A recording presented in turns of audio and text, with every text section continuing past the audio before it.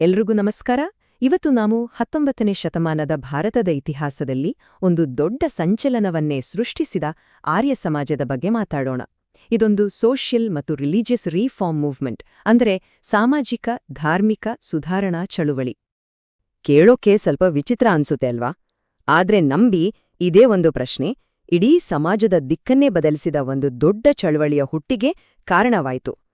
ಏನಿದ್ರ ಹಿಂದಿನ ಕತೆ? ಬನ್ನಿ ತಿಳ್ಕೊಳ್ಳೋಣ. ಒಂದು ಕ್ಷಣ 19ನೇ ಶತಮಾನದ ಭಾರತವನ್ನ ಕಲ್ಪನೆ ಮಾಡ್ಕೊಳ್ಳಿ. ಸಮಾಜ ಅಂದ್ರೆ ಹೇಗಿತ್ತು ಗೊತ್ತಾ? ಮೂಢನಂಬಿಕೆಗಳು, ಅರ್ಥವಿಲ್ಲದ ಆಚರಣೆಗಳು ಮತ್ತು ಎಲ್ಲಕ್ಕಿಂತ ಮುಖ್ಯವಾಗಿ ಹುಟ್ಟಿನಿಂದಲೇ ಜನರನ್ನ ವಿಂಗಡಿಸುವ ಕಠಿಣವಾದ ಜಾತಿ ಪದ್ಧತಿ, ಇವುಗಳ ಸಂಕೋಲೆಯಲ್ಲಿ ನಮ್ಮ ಸಮಾಜ ಸಿಕ್ಕಿಕೊಂಡಿತ್ತು. ಇಂಥ ಟೈಮ್ನಲ್ಲಿ ಒಂದು ದೊಡ್ಡ ಬದಲಾವಣೆ ನಿಜಕ್ಕೂ ಬೇಕಿತ್ತು. ಇಂಥ ಒಂದು ಸಮಾಜದಲ್ಲಿ ಬದಲಾವಣೆಯ ಕಿಡಿ ಹಚ್ಚಿದವರು ಯಾರು? ಅವರೇ ಮೂಲಶಂಕರ್. ಮುಂದೆ ಇಡೀ ದೇಶ ಇವರನ್ನ ಸ್ವಾಮಿ ದಯಾನಂದ ಸರಸ್ವತಿ ಅಂತ ಗುರುತಿಸ್ತು. ಅವರ ಜೀವನವನ್ನೇ ಬದಲಿಸ್ಬಿಟ್ಟ ಆ ಒಂದು ಘಟನೆ ಯಾವುದು? ನೋಡೋಣ ಬನ್ನಿ. ಅದೊಂದು ಶಿವರಾತ್ರಿ ದಿನ. ದೇವಸ್ಥಾನದಲ್ಲಿ ಎಲ್ರೂ ಜಾಗರಣೆ ಮಾಡ್ತಿದ್ರು. ಬಾಲಕ ಮೂಲಶಂಕರ ಕೂಡ ಅಲ್ಲೇ ಇದ್ದ. ಆಗ ಅವನ ಕಣ್ಣಿಗೆ ಒಂದು ದೃಶ್ಯ ಬಿತ್ತು. ಶಿವನ ವಿಗ್ರಹಕ್ಕಿಟ್ಟಿದ್ದ ನೈವೇದ್ಯವನ್ನ ಒಂದು ಇಲಿ ಬಂದು ತಿಂತಾಯಿತ್ತು. ಅದನ್ನ ನೋಡಿದ ಆ ಪುಟ್ಟ ಹುಡುಗನ ತಲೆಯಲ್ಲಿ ಒಂದು ದೊಡ್ಡ ಪ್ರಶ್ನೆ ಹುಟ್ಕೊಳ್ಳುತ್ತೆ. ತನ್ನ ಮೇಲಿಟ್ಟ ನೈವೇದ್ಯವನ್ನೇ ರಕ್ಷಿಸಿಕೊಳ್ಳಲಾಗದ ಈ ಕಲ್ಲಿನ ಮೂರ್ತಿ ಇಡೀ ಜಗತ್ತನ್ನ ಹೇಗೆ ಕಾಪಾಡೋಕೆ ಸಾಧ್ಯ? ಅಷ್ಟೇ, ಆ ಒಂದು ಪ್ರಶ್ನೆ ಅವರ ಬದುಕಿನ ದಿಕ್ಕನ್ನೇ ಬದಲಿಸ್ಬಿಡ್ತು. ಆ ಘಟನೆಯ ನಂತರ ಮೂಲಶಂಕರ ನಿಜವಾದ ಸತ್ಯ ಏನು ಅಂತ ಹುಡ್ಕೊಂಡು ಮನೆಯನ್ನೇ ಬಿಟ್ಟು ಹೊರಟ್ಬಿಡ್ತಾರೆ. ವರ್ಷಗಟ್ಲೆ ದೇಶ ಸುತ್ತಿ ಅಧ್ಯಯನ ಮಾಡಿ ತಪಸ್ಸು ಮಾಡಿ ಕೊನೆಗೆ ಸ್ವಾಮಿ ದಯಾನಂದ ಸರಸ್ವತಿಯಾಗಿ ಒಂದು ಸ್ಪಷ್ಟವಾದ ನಿರ್ಧಾರಕ್ಕೆ ಬರ್ತಾರೆ. ಅವರ ಕಂಡುಕೊಂಡ ಸತ್ಯ ಸಿಂಪಲ್ ಆದ್ರೂ ಆ ಕಾಲಕ್ಕೆ ತುಂಬಾನೇ ಕ್ರಾಂತಿಕಾರಿಯಾಗಿತ್ತು. ಅವರ ಪ್ರಕಾರ ನಮ್ಮ ಮೂಲ ಗ್ರಂಥಗಳಾದ ವೇದಗಳೇ ನಿಜವಾದ ಜ್ಞಾನದ ಸೋರ್ಸ್. ಕಾಲ ಕಳೆದಂತೆ ಬಂದ ಪುರಾಣಗಳು, ಬೇರೆ ಬೇರೆ ಗ್ರಂಥಗಳಲ್ಲಿ ಕಲಬೆರಕೆ ಆಗಿದೆ ಅನ್ನೋದು ಅವರ ಗಟ್ಟಿ ನಂಬಿಕೆಯಾಗಿತ್ತು. ಇದೇ ನಂಬಿಕೆಯನ್ನೇ ಆಧಾರವಾಗಿಟ್ಟುಕೊಂಡು ಅವರು ಒಂದು ಪವರ್ಫುಲ್ ಕರೆ ಕೊಟ್ರು: ವೇದಗಳಿಗೆ ಹಿಂದಿರುಗಿ. ಇದುವೇ 1875ರಲ್ಲಿ ಬಾಂಬೆಯಲ್ಲಿ ಶುರುವಾದ ಆರ್ಯ ಸಮಾಜದ ಮುಖ್ಯ ಘೋಷವಾಕ್ಯ ಆಯಿತು. ಹಾಗಿದ್ರೆ ಆರ್ಯ ಸಮಾಜದ ಪ್ರಕಾರ ದೇವ್ರು ಅಂದ್ರೆ ಯಾರು?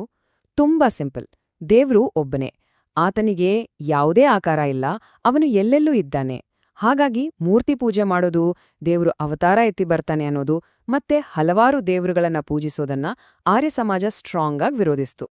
ಈ ಫಿಲಾಸಫಿಲನ್ನ ಬರೀ ಮಾತುಗಳಿಗೆ ಸೀಮಿತ ಮಾಡ್ಲಿಲ್ಲ ಅವರು. ಬದಲಾಗಿ ಸಮಾಜವನ್ನ ಬದಲಾಯಿಸೋಕೆ ಒಂದು ಕ್ಲಿಯರ್ ಆಕ್ಷನ್ ಪ್ಲಾನ್ ರೆಡಿ ಮಾಡಿದ್ರು. ಅದೇ ಆರ್ಯ ಸಮಾಜದ 10 ಪ್ರಮುಖ ತತ್ವಗಳು. ಈ 10 ತತ್ವಗಳನ್ನ ನೋಡಿದ್ರೆ ಕೆಲವು ಪಾಯಿಂಟ್ಸ್ ಆ ಕಾಲಕ್ಕೆ ಎಷ್ಟು ಅಡ್ವಾನ್ಸ್ಡ್ ಆಗಿತ್ತು ಅಂತ ಗೊತ್ತಾಗುತ್ತೆ. ಉದಾಹರಣೆಗೆ, ಅಜ್ಞಾನವನ್ನ ಹೋಗಲಾಡಿಸಿ ಜ್ಞಾನವನ್ನ ಬೆಳೆಸಬೇಕು ಅನ್ನೋದು ಎಜುಕೇಷನ್ ಇಂಪಾರ್ಟೆನ್ಸ್ ಬಗ್ಗೆ ಹೇಳಿದ್ರೆ, ಸ್ತ್ರೀ ಪುರುಷರ ನಡುವೆ ಸಮಾನತೆ ಇರಬೇಕು ಅನ್ನೋದು ಅಂದಿನ ಸಮಾಜಕ್ಕೆ ಕೊಟ್ಟ ಒಂದು ದೊಡ್ಡ ಶಾಕ್ ಆಗಿತ್ತು. ಇವು ಬರೀ ರೂಲ್ಸ್ ಆಗಿರಲಿಲ್ಲ, ಸಮಾಜವನ್ನ ಬದಲಾಯಿಸೋಕೆ ಒಂದು ಗೈಡ್ಲೈನ್ಸ್ ಆಗಿತ್ತು. ಆರ್ಯ ಸಮಾಜ ಮಾಡಿದ ಅತಿದೊಡ್ಡ ಮತ್ತು ಕ್ರಾಂತಿಕಾರಿ ಕೆಲಸಗಳಲ್ಲಿ ಒಂದು ಅಂದ್ರೆ ಅದು ಜನ್ಮಾಧಾರಿತ ಜಾತಿ ಪದ್ಧತಿಗೆ ಕೊಟ್ಟ ಹೊಡೆತ. ಅವರ ಪ್ರಕಾರ ಒಬ್ಬ ವ್ಯಕ್ತಿಯ ಸ್ಟೇಟಸ್ ಅವನು ಹುಟ್ಟಿದ ಜಾತಿಯಿಂದ ಬರಬಾರದು, ಬದಲಾಗಿ ಅವನ ಗುಣ, ಅವನ ಕೆಲಸದಿಂದ ನಿರ್ಧಾರ ಆಗಬೇಕು. ಇನ್ನು ಮಹಿಳೆಯರ ವಿಷಯಕ್ಕೆ ಬಂದ್ರಂತೂ ಆರ್ಯ ಸಮಾಜದ ನಿಲುವುಗಳು ಅಕ್ಷರಶಃ ರೆವಲ್ಯೂಷನರಿ ಆಗಿತ್ತು. ಹೆಣ್ಮಕ್ಳು ಶಾಲೆಗೆ ಹೋಗ್ಬೇಕು, ಬಾಲ್ಯ ವಿವಾಹ ನಿಲ್ಬೇಕು, ವಿಧವೆಯರಿಗೆ ಮರುಮದುವೆಯಾಗೋ ಹಕ್ಕಿದೆ. ಅಷ್ಟೇ ಅಲ್ಲ, ಮಹಿಳೆಯರಿಗೂ ವೇದಗಳನ್ನ ಓದೋ ಹಕ್ಕಿದೆ ಅಂತ ವಾದಿಸಿದ್ದು ಆ ಕಾಲಕ್ಕೆ ನಿಜಕ್ಕೂ ಒಂದು ದೊಡ್ಡ ಕ್ರಾಂತಿಕಾರಕ ಹೆಜ್ಜೆ. ಆರ್ಯ ಸಮಾಜದ ಇನ್ನೊಂದು ಪ್ರಮುಖ ಹಾಗೇನೆ ವಿವಾದಾತ್ಮಕವಾದ ಒಂದು ಹೆಜ್ಜೆ ಅಂದ್ರೆ ಶುದ್ಧಿ ಚಳುವಳಿ. ಇದ್ರ ಉದ್ದೇಶ ಬೇರೆ ಧರ್ಮಗಳಿಗೆ ಕನ್ವರ್ಟ್ ಆಗಿದ್ದ ಹಿಂದೂಗಳನ್ನ ವಾಪಸ್ ಮಾತೃಧರ್ಮಕ್ಕೆ ಸೇರಿಸ್ಕೊಳ್ಳೋದು. ಇದು ಸೆಲ್ಫ್ ರೆಸ್ಪೆಕ್ಟ್ ಅನ್ನ ಹೆಚ್ಚಿಸೋಕೆ ಅಂತ ಶುರುವಾದ್ರೂ ಆ ಕಾಲದಲ್ಲಿ ದೊಡ್ಡ ಸಾಮಾಜಿಕ ಮತ್ತು ರಾಜಕೀಯ ವಿವಾದಗಳಿಗೆ ಕಾರಣವಾಯಿತು. ಆರ್ಯ ಸಮಾಜದ ಕೆಲ್ಸ ಬರೀ ಸೋಷಿಯಲ್ ರಿಫಾರ್ಮ್ಸ್ಗೆ ನಿಲ್ಲಿಲ್ಲ, ಅದರ ಪ್ರಭಾವ ಎಜುಕೇಷನ್ ಮತ್ತೆ ನಮ್ಮ ಸ್ವಾತಂತ್ರ್ಯ ಹೋರಾಟದ ಮೇಲೂ ದೊಡ್ಡ ಮಟ್ಟದಲ್ಲಿ ಆಯ್ತು. ಅದು ಹೇಗೆ ಅಂತ ನೋಡೋಣ ಬನ್ನಿ. ಎಜುಕೇಷನ್ ಫೀಲ್ಡ್ನಲ್ಲಿ ಅವರ ದೊಡ್ಡ ಕೊಡುಗೆ ಅಂದ್ರೆ DAV, ಅಂದ್ರೆ ದಯಾನಂದ ಆಂಗ್ಲೋ ವೈದಿಕ ಸಂಸ್ಥೆಗಳು. ಇಲ್ಲಿನ ಕಾನ್ಸೆಪ್ಟು ತುಂಬಾನೇ ಯುನೀಕ್ ಆಗಿತ್ತು. ನಮ್ಮ ವೇದಗಳ ಜ್ಞಾನದ ಜೊತೆಗೆ ಇಂಗ್ಲಿಷ್, ಸೈನ್ಸ್, ಲಾಜಿಕ್ನಂತಹ ಮಾಡರ್ನ್ ಸಬ್ಜೆಕ್ಟ್ಸ್ಗಳನ್ನು ಕಲಿಸಲಾಗ್ತಿತ್ತು. ಅಂದ್ರೆ ಸಂಸ್ಕೃತಿಯ ಬೇರುಗಳನ್ನ ಗಟ್ಟಿಯಾಗಿ ಇಟ್ಕೊಂಡು ಆಧುನಿಕ ಜಗತ್ತಿಗೆ ತೆರೆದುಕೊಳ್ಳೋ ಯುವ ಪೀಳಿಗೆಯನ್ನ ಕಟ್ಟೋದು ಇದರ ಉದ್ದೇಶವಾಗಿತ್ತು. ಇದರ ಇಂಪ್ಯಾಕ್ಟ್ ಎಷ್ಟಿದೆ ಅಂದ್ರೆ ಇವತ್ತಿಗೂ ಕೂಡ ಸಾವಿರಾರು DAV ಸ್ಕೂಲ್ಗಳು ಕಾಲೇಜ್ಗಳು ದೇಶಾದ್ಯಂತ ನಡೀತಿದೆ. ಇದಕ್ಕಿಂತ ದೊಡ್ಡ ಸಾಕ್ಷಿ ಬೇಕಾ ಅವರ ದೂರದೃಷ್ಟಿಗೆ? ಆರ್ಯ ಸಮಾಜ ಕೇವಲ ಒಂದು ಧಾರ್ಮಿಕ ಚಳುವಳಿಯಾಗಿ ಉಳಿದೇ ಇರಲಿಲ್ಲ. ಅದು ಭಾರತೀಯರಲ್ಲಿ ಒಂದು ರೀತಿಯಲ್ಲಿ ನ್ಯಾಷನಲ್ ಪ್ರೈಡ್ ಅಂದ್ರೆ ರಾಷ್ಟ್ರೀಯ ಸ್ವಾಭಿಮಾನವನ್ನ ತುಂಬೋ ಕೆಲಸ ಮಾಡ್ತು. ತಮ್ಮ ಮೇಲೆ ತಮಗೆ ಗೌರವ ಇರಬೇಕು, ನಮ್ಮದೇ ದೇಶದ ವಸ್ತುಗಳನ್ನ ಬಳಸಬೇಕು ಅಂದ್ರೆ ಸ್ವದೇಶಿ ಚಳುವಳಿಗೆ ಸಪೋರ್ಟ್ ಮಾಡಿದ್ದು ಲಾಲಾ ಲಜಪತ್ ರಾಯ್ ಅವರಂತಹ ಅನೇಕ ಸ್ವಾತಂತ್ರ್ಯ ಹೋರಾಟಗಾರರಿಗೆ ದೊಡ್ಡ ಸ್ಫೂರ್ತಿಯಾಯಿತು. ಯಾವುದೇ ದೊಡ್ಡ ಚಳುವಳಿಯನ್ನ ನೋಡಿದಾಗ ಅದರ ಒಳ್ಳೆ ಅಂಶಗಳ ಜೊತೆ ಅದಕ್ಕಿದ್ದ ವಿಮರ್ಶೆಗಳನ್ನು ನೋಡಬೇಕಾಗುತ್ತೆ. ಸೊ ಆರ್ಯ ಸಮಾಜದ ಕಥೆಯಲ್ಲೂ 2 ಮುಖಗಳಿದೆ. ಬನ್ನಿ ಒಂದು ಬ್ಯಾಲೆನ್ಸ್ಡ್ ನೋಟ ನೋಡೋಣ. ಹಾಗಿದ್ರೆ ಆರ್ಯ ಸಮಾಜದ ಮೇಲಿದ್ದ ಮುಖ್ಯ ಟೀಕೆಗಳೇನು? ಮೊದಲನೇದಾಗಿ ಅದರ ಸಿದ್ಧಾಂತಗಳು ಕೆಲವೊಮ್ಮೆ ತುಂಬಾ ಕಠಿಣವಾಗಿತ್ತು. ಉದಾಹರಣೆಗೆ ದಯಾನಂದ ಸರಸ್ವತಿಯವರ ಸತ್ಯಾರ್ಥ ಪ್ರಕಾಶ ಬುಕ್ನಲ್ಲಿ ಇಸ್ಲಾಂ ಮತ್ತು ಕ್ರಿಶ್ಚಿಯಾನಿಟಿ ಸೇರಿದಂತೆ ಬೇರೆ ನಂಬಿಕೆಗಳ ಬಗ್ಗೆ ತುಂಬಾನೇ ಕಟುವಾದ ಟೀಕೆಗಳಿದ್ವು. ಇದ್ರಿಂದ ಬೇರೆ ಸಮುದಾಯಗಳ ಜೊತೆ ಘರ್ಷಣೆಗಳು ಕೂಡ ಆದ್ವು. ಈ ಕಾರಣಗಳಿಂದ ಸಮಾಜದ ಎಲ್ಲ ವರ್ಗದ ಜನ ಇದನ್ನ ಪೂರ್ತಿಯಾಗಿ ಒಪ್ಕೊಳ್ಳಿಲ್ಲ.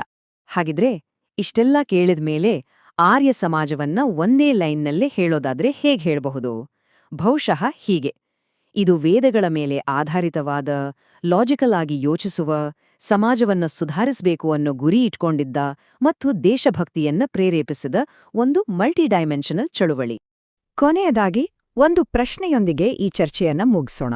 ಜಾತಿ ಪದ್ಧತಿ, ಮಹಿಳಾ ಶಿಕ್ಷಣ ಮತ್ತು ರಾಷ್ಟ್ರೀಯತೆ ಈ ಎಲ್ಲಾ ವಿಷಯಗಳ ಬಗ್ಗೆ 19ನೇ ಶತಮಾನದಲ್ಲಿ ಹುಟ್ಟಿದ ಆರ್ಯ ಸಮಾಜದ ಐಡಿಯಾಗಳು ಇವತ್ತಿನ ಮಾಡರ್ನ್ ಇಂಡಿಯಾವನ್ನ ಹೇಗೆಲ್ಲ ಶೇಪ್ ಮಾಡ್ತಿದೆ, ಇದರ ಬಗ್ಗೆ ಖಂಡಿತ ಯೋಚಿಸಿ. ಇನ್ನೂ ಈ ತರಹ ಹೆಚ್ಚು ವಿಡಿಯೋಗಾಗಿ ನಮ್ಮ ಚಾನೆಲ್ ಸಬ್ಸ್ಕ್ರೈಬ್ ಮಾಡ್ಕೊಳ್ಳಿ.